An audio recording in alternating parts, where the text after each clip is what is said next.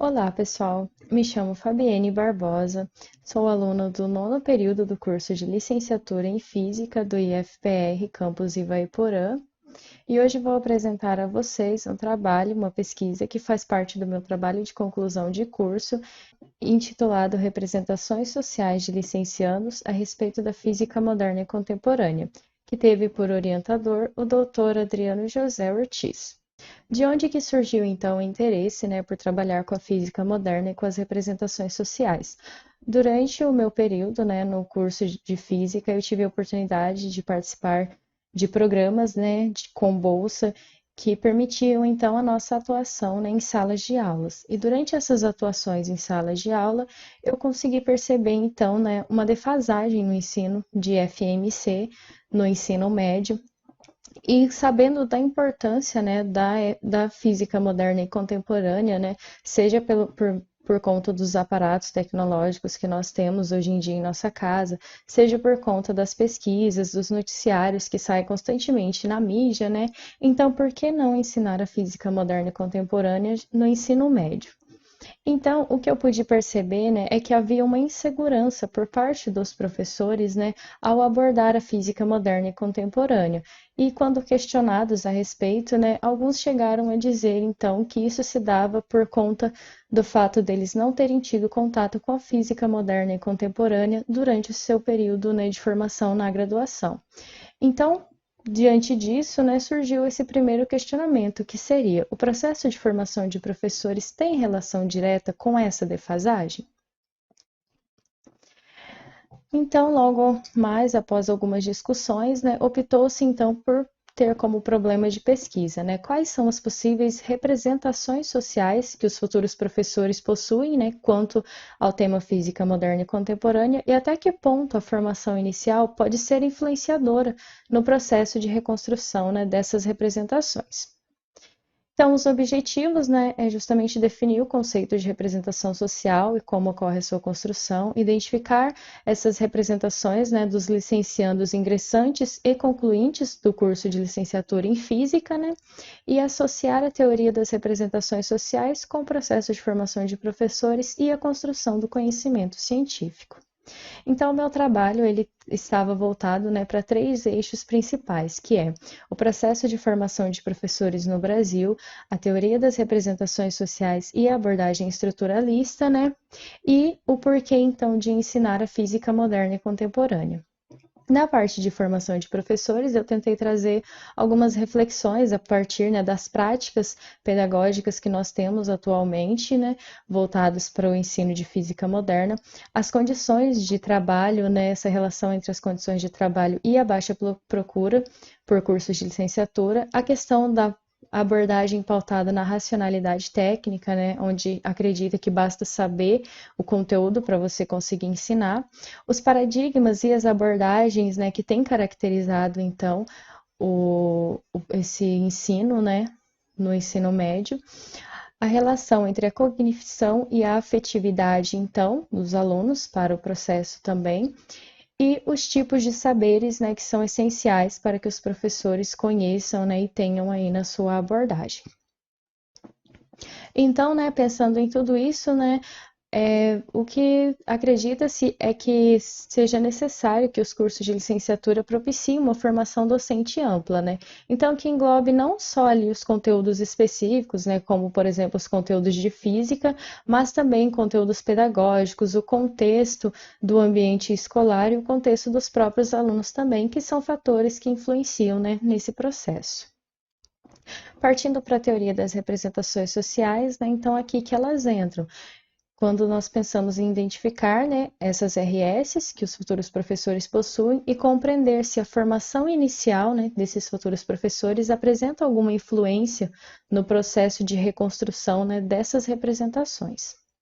Então, a teoria das representações, né, ela ganhou ênfase por meio do psicólogo, né, o Moscovici, Então, ele buscava, né, entender como que ocorria a elaboração das representações advindas dos saberes do senso comum. Ou seja, ele queria entender, né, como que ocorria a construção das teorias mesmos, né, que as pessoas tinham a respeito de algo. Ou seja, ali no cotidiano, né, a partir das suas interações, como que ele buscava, né, explicar a realidade na qual ele vivia, que são conhecidas então como as representações sociais dos sujeitos.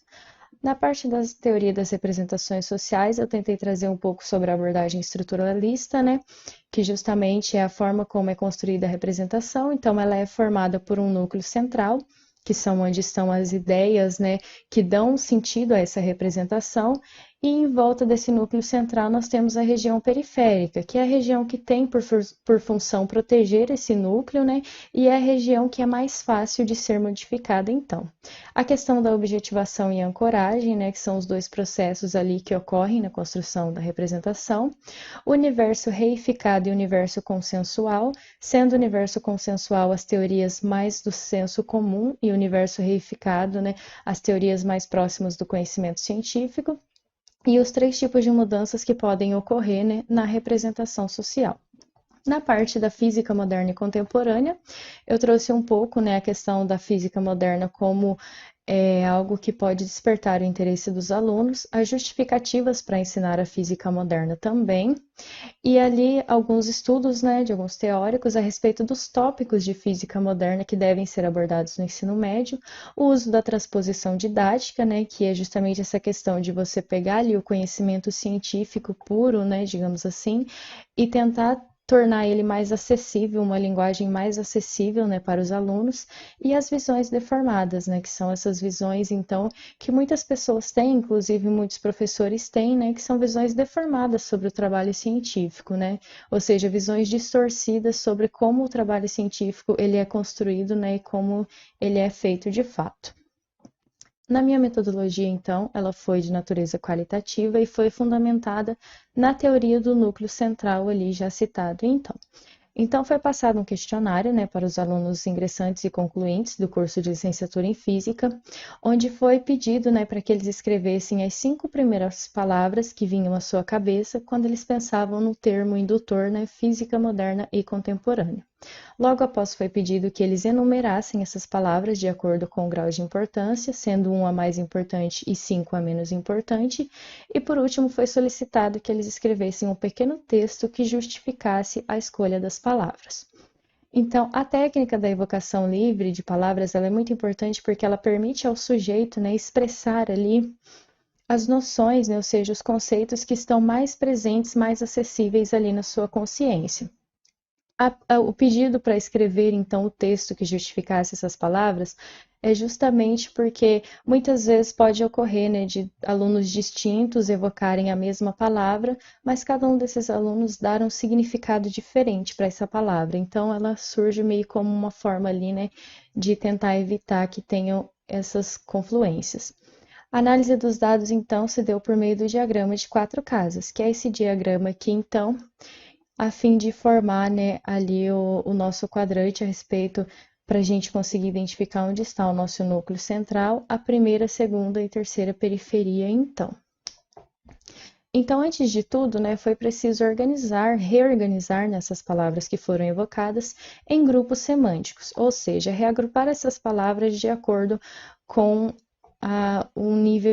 um certo nível de igualdade entre elas. Então, por exemplo, ali, no grupo buraco negro, nós temos as palavras, né, que possuem relação com esse tópico da física moderna. Então, por exemplo, palavras como buraco negro, radiação Hawking, espaço-tempo estão inclusas ali nesse grupo. Para a construção desses grupos semânticos também foi muito utilizada a questão dos textos que foram escritos pelos alunos também, né, a fim de a gente conseguir identificar ali então o significado que eles davam a essas palavras. Depois de organizado esses grupos semânticos, então ocorreu a construção, né, do quadro de 4 casas. Para os alunos ingressantes, nós podemos ver aqui, né, que o primeiro quadro, que seria o possível núcleo da representação, nós temos a palavra relatividade. No segundo quadrante, nós temos estrutura da matéria, física nuclear e buraco negro. A princípio, parecem ser conteúdos mesmo de física moderna e que podem estar relacionados com experiências dos alunos, sejam experiências pessoais, experiências dentro do curso. Quando nós analisamos o texto, nós vemos que essas palavras foram evocadas tendo por base, né, experiências com conteúdos midiáticos. Então, um aluno ali, né, justificou dizendo que foi por conta de uma série que assistiu, onde falavam muito sobre esses conceitos. Outro justificou que são conteúdos que estão cada vez mais falados no dia a dia, né? Então, o que a gente vê de início, né, na representação dos alunos ingressantes, é a questão, então, do uso das mídias, ou seja, de conteúdos midiáticos, e que também vai de encontro, né, ao que Moscovici defendia, então, que justamente as representações sociais são construídas, né, com base nas experiências cotidianas dos alunos. Passando para o terceiro e quarto quadrante, então a gente vê ali uma certa repetição, né, desses conteúdos, o que diferencia ali é o grupo nível de dificuldade. Então, quando a gente vai ver a justificativa dos alunos, né, nós vemos aqui que um aluno justificou que complexidade porque é algo relativamente difícil aos leigos, como eu ainda sou. Então, aqui a gente vê, né, uma visão deformada do conhecimento científico, né, que é justamente essa questão de achar que a física moderna ela é reservada apenas para grandes gênios, né, ou algo do tipo. Outra que justificou que a palavra óptica, né, veio à minha cabeça, pois é um conteúdo que eu odeio. Então, aqui a gente vê nessas experiências pessoais também com relação ao conhecimento científico, né, que pode estar relacionado, inclusive, com a forma com que os professores abordam, né, a física moderna. Então,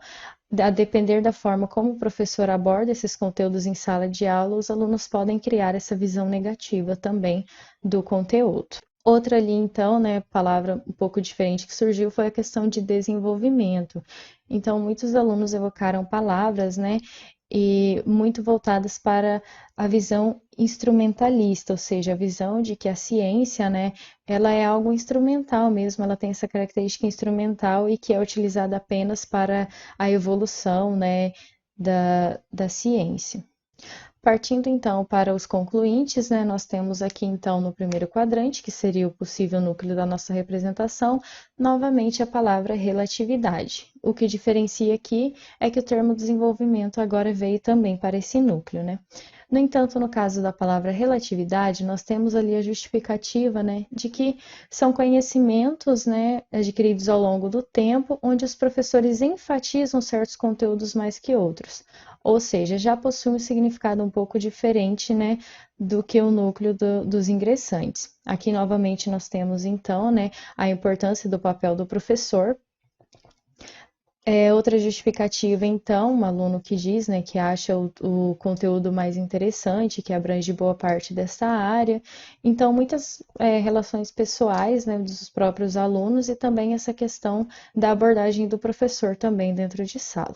Aqui nós vemos, né, novamente o termo nível de dificuldade, que ele possui, né, um novo significado. Então, novamente, aqui nós temos um significado diferente, né, para um grupo semântico. Aqui, por exemplo, os alunos, né, indicaram que a dificuldade que eles veem na física moderna e contemporânea está associada ao fato de ensinar física moderna, né? Então, não mais a dificuldade em apresentar a física moderna, mas sim a dificuldade em ensinar física moderna. Isso pode estar relacionado com o período do curso também, né, com que os alunos se encontram. Partindo para o terceiro e quarto quadrante, nós vemos novamente a repetição desses conteúdos, né, de física moderna e, por fim, nós vemos ali uma justificativa muito interessante, onde o aluno abordou a questão do acidente de Goiânia, né, que ele também é muito importante porque retrata lá a questão da objetivação e ancoragem, né, da representação social, onde a objetivação está relacionada, então, com os conceitos iniciais a respeito de algo, né, ou seja, o próprio acidente de Goiânia, e a ancoragem é o fato de você criar redes em torno dessas teorias, né, a fim de dar significado a elas e associar com conceitos e valores, no caso, associar o acidente de Goiânia com a relação ciência, tecnologia e sociedade. Por fim, então, o que foi possível observar é que houve uma pequena mudança, né, nas representações sociais dos alunos. Então, os alunos ingressantes, eles têm mais essa visão voltada, né, ali para dificuldade em aprender a física moderna, né, muito relacionada com os conteúdos midiáticos também, enquanto os concluintes já veem a dificuldade em ensinar física moderna e veem a dificuldade nisso, né, e também tem as suas teorias mais voltadas para as experiências dentro do curso. A questão dos tópicos de física moderna que apareceram bastante e que estão dentro dos referenciais estudados, né? A diferença entre informação e conhecimento, que é sempre muito bom a gente ter, o uso da transposição didática, que também é essencial nesses casos, e o uso da história e filosofia da ciência.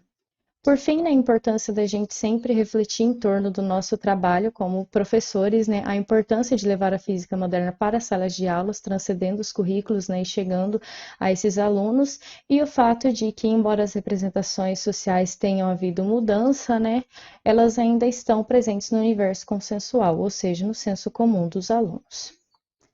Aqui algumas das referências utilizadas e, por fim, obrigada a todos pela atenção.